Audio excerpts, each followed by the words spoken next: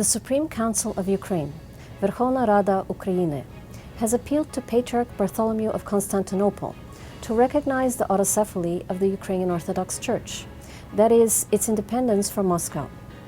In its official request adopted on June 16th, Ukrainian Parliament asks Bartholomew, the worldwide head of the Orthodox Church, to annul an ecclesiastical act from 1686, which places the Kyiv Metropolitan under the Moscow Patriarchate, on the basis that the act was made in violation of canon law.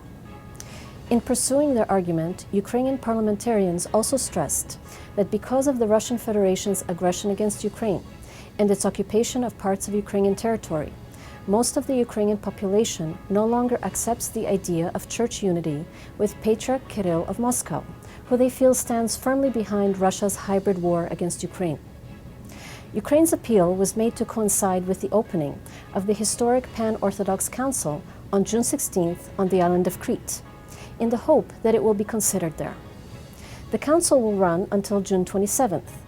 The Moscow Patriarchate of the Russian Orthodox Church reacted to Ukraine's request with harsh opposition, and already earlier it announced that the Russian Orthodox Church will not be taking part in the Pan-Orthodox Council.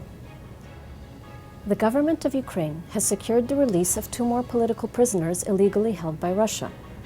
On June 14th, Ukrainian citizens Poltava business executive Yuri Soloshenko and Crimean photographer Gennady Afanasyev were returned to Ukraine. Afanasyev had been convicted in a farcical Russian court process along with film director Oleg Sentsov, an ethnic Russian from the Crimea who currently remains imprisoned in Russia.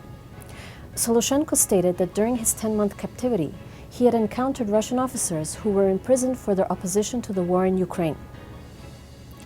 On June 17th, at an official meeting with Vatican Secretary of State, Cardinal Pietro Parolin, President of Ukraine Petro Poroshenko presented a summary of the casualties of Russian aggression in eastern Ukraine, specifically the death of almost 10,000 Ukrainians, the wounding of over 20,000 people, the displacement of over 1.8 million people, and the illegal imprisonment of many Ukrainians in Russia and illegal detention of others by Russian-backed separatists in Ukraine.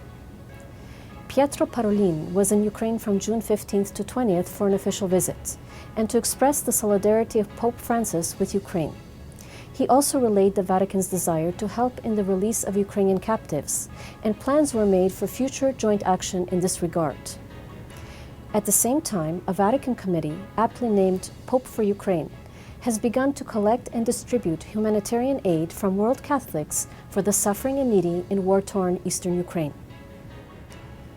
In reaction to the culture and information war incessantly waged by Russia in Ukraine, the Ukrainian government is gradually enacting laws guaranteeing inclusion of Ukrainian language content on radio and television in Ukraine.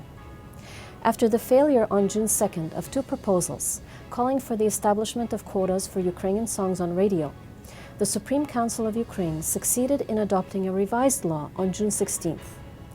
From now on, Ukrainian radio stations will be obliged to transmit 35% Ukrainian language content. That is, Ukrainian language songs must make up at least 35% of all songs played over the course of a day, and particularly during the periods between 7 a.m. and 2 p.m. and between 3 p.m. and 10 p.m.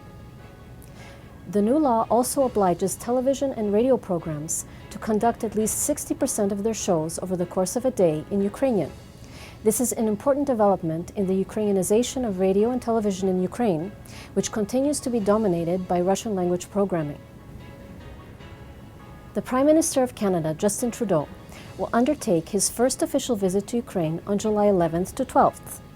Trudeau has publicly pledged his support for Ukraine and for Ukraine's sovereignty and territorial integrity, and he is currently considering a NATO request for Canada to send more troops to the region. I'm Tania Stech, and this was Ukraine in the News.